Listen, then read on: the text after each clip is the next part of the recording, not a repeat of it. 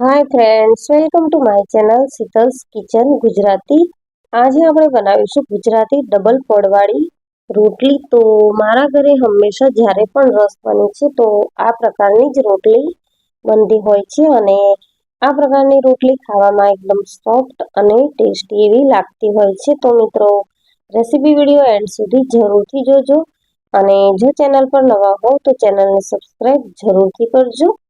તો આ રીતની રોટલી બનાવવાની ખૂબ ઇઝી છે અને ખૂબ સારી એવી બનીને રેડી થાય છે.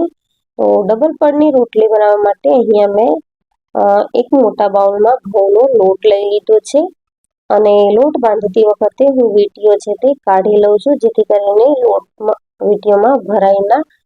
તો આ રીતે મેં અહીંયા લોટમાં સ્વાદ પ્રમાણે મીઠું અને સાથે 1 ચમચી જેટલું મોણ ઉમેરી લીધું છે. તો રોટલીના લોટમાં વધારે પડતું મોણ ઉમેરવાનું હોતું નથી, તો અહીંયા મેં 1 જ ચમચી જેટલું મોણ ઉમેર્યું છે. હવે આપણે થોડું થોડું પાણી ઉમેરતા જઈ અને સારી રીતે લોટને બાંધી લઈશું. લોટ આપણે એકદમ સોફ્ટ એવો બાંધવાનો છે, જેવો આપણે ફુલકા રોટલીનો બાંધીએ છીએ. તો આ રીતે મેં લોટને બાંધીને રેડી કરી લીધું છે અને 1 ચમચી જેટલું તેલ ઉમેરી અને લોટને આપણે સરખી રીતે સેટ કરી અને અડધા કલાક જેવું રહેવા દઈશું ઢાંકીને. કોઈ પણ રોટલી કે ભાખરીનો લોટ આપણે બાંધીએ તો તેને બાંધ્યા પછી 15 થી 20 મિનિટ કે મેક્સિમમ અડધો કલાક જેવું આપણે સેટ થવા દઈશું. તો રોટલી કે ભાખરી કે પરાઠા એકદમ પરફેક્ટ એવા બનશે. અડધો કલાક થઈ ગયો છે અને લોટ સારી રીતે ફૂલીને સેટ થઈ ગયો છે. તો ફરી એકવાર આ રીતે આપણે લોટને મસળી લઈશું અને આ પ્રોસેસ કરવી ખૂબ જ જરૂરી છે, જેથી કરીને આપણી રોટલી છે તે પરફેક્ટ એવી બનશે.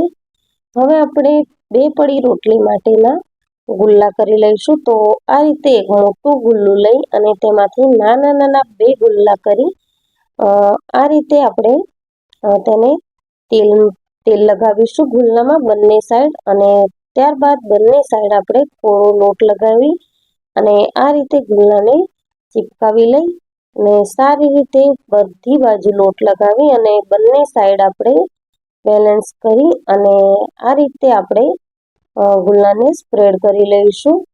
અને આ જ રીતે મેં 3 થી 4 એવા ગુલ્લા રેડી કરી લીધા છે અને ત્યારબાદ આપણે આ રીતે રોટલીને વણી લેવાની છે. તો રોટલી આપણે ફેરવતા જઈને વણીશું, જેથી કરીને બધી બાજુ બંને રોટલી સરખી રહે.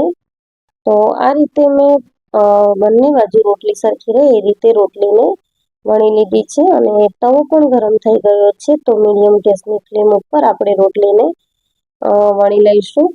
આ રીતે આપણે ગુલ્લાને ફેરવતા જઈને વણીશું બંને સાઈડ. તો એક પણ રોટલી નાના મોટી નહીં થાય અને પરફેક્ટ એવી ડબલ પડની રોટલી બનીને રેડી થશે. અને જો તમે મિત્રો આ સેમ પ્રોસેસથી બનાવશો તો રોટલી આરામથી ફૂલશે, બંને રોટલી તૂટ્યા વગર. તો આ રીતે મેં બીજી પણ રોટલી વણી લીધી છે, સહેજ પણ નાના મોટી ન થાય એ રીતે.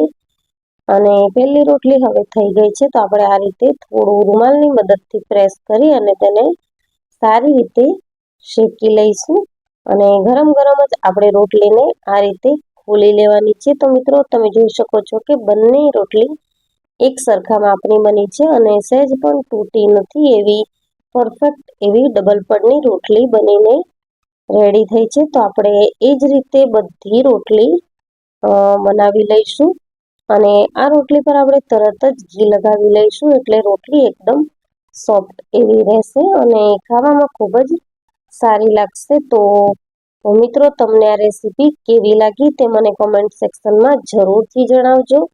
અને જો તમને ડબલ પડની રોટલી બનાવવા ન ફાવતું હોય તો તમે પણ આ રીતે બનાવજો, તો પરફેક્ટ એવી ડબલ પડની રોટલી બનશે અને ખાવામાં પણ ખૂબ જ સોફ્ટ લાગશે. તો મારી ફેવરેટ એવી ડબલ પડની રોટલી અહીં બનાવીને મેં રેડી કરી લીધી છે. તો આ રીતે બધી જ રોટલીને મેં બનાવીને રેડી કરી લીધી છે.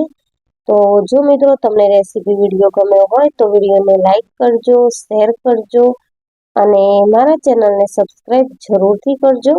બાજુમાં પેલું બેલ આઇકન બટન પ્રેસ કરજો એટલે બધી જ રેસીપી નવી નવી નોટિફિકેશન સૌથી પહેલા તમને મળશે. Thank you.